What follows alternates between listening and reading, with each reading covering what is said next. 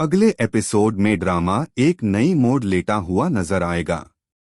असद गुस्से और धोखे के बीच उलझकर ऐजा को जोर से धक्का देकर घर से निकल देता है। घर का माहौल एकदम से बदल जाता है और असद के चेहरे पर पहली दफा शक की लकीरें उभार कर सामने आती हैं। इसी दौरान इनाया और अशाल मिलने का फैसला करती है। इनाया की आंखों में आंसू भर आते हैं। अशाल, मैं तुमसे शर्मिंदा हूं, चाह कर भी तुम्हारी मदद नहीं कर पाई। लेकिन अब वक्त आ गया है कि हम ऐजा का असली चेहरा सबके सामने लाए।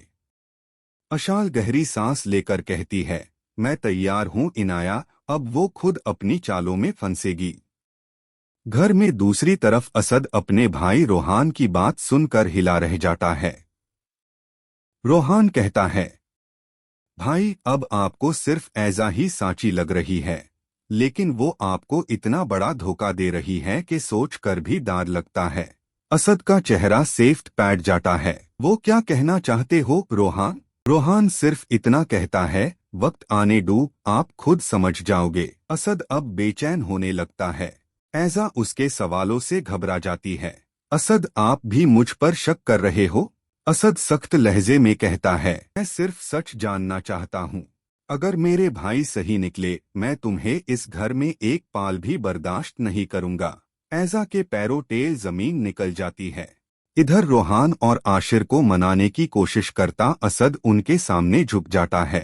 प्लीज घर वापस आ जाओ, मुझे तुम दोनों की जरूरत है।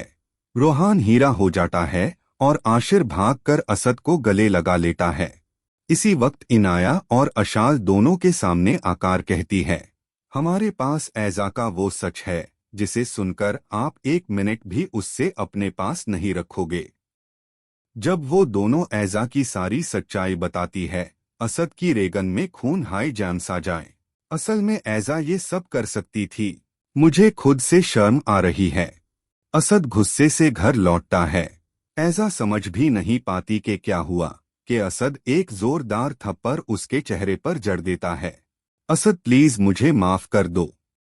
असल में तुमने हम तीनों भाइयों के बीच दरार डाली, तुमने अपने बच्चों की जिंदगी तक को खतरे में डाला। अब मैं तुम्हें इस घर में बिल्कुल बर्दाश्त नहीं करूंगा। ऐसा रोटी गिरिया करती असद के पैरों में गिरती है, लेकिन असद का दिल पठार बन चुका है। मैं तुम्हें तलाक देता हूँ और तुम दोबारा इस घर के करीब भी मत आना। ऐसा बेहोश होने को होती है। असद उससे उसके मायके छोड़ देता है। ऐजा की माँ उसे देखते ही कहती है, मैंने तुम्हें कितनी बार समझाया था, लेकिन तुमने अपनी आदतें कब छोड़ी? ऐजा अपने किए पर पछतावा करती रहती है, लेकिन अब बहुत देर हो चुकी होती है। क्या इनाया और अशाल ने ऐजा का सच सामने लाकर सही किया? अपनी राय कमेंट बॉक्स में जरूर बताएं और चैनल को सब्सक्राइब करना ना भूलें।